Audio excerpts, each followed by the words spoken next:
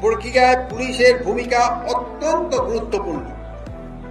এই পুনর্গঠনের ভিত্তি হতে হবে জ্ঞান ভিত্তিক ও নৈতিক মানদণ্ডের উজ্জ্বল দৃষ্টান্ত।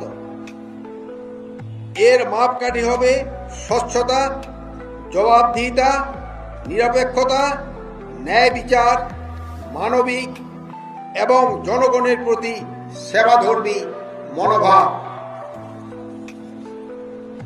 আইন প্রয়োগের দায়িত্ব আপনাদের হাতে থাকবে, কিন্তু মনে রাখতে হবে আইন প্রয়োগ মানেই কঠোরতা নয়। প্রকৃত শক্তি আসে ন্যায়বোধ থেকে।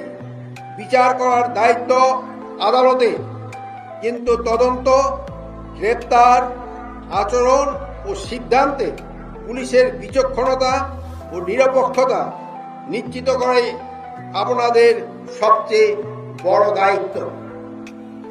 কোনো রাজনৈতিক পরিচয়, কোনো ব্যক্তি সম্পর্ক, কোনো প্রভাব বা চাপ যেন আপনাদের বিবেককে দুর্বল করতে না পারে, সেদিকে সর্বদা সচেষ্ট থাকতে হবে।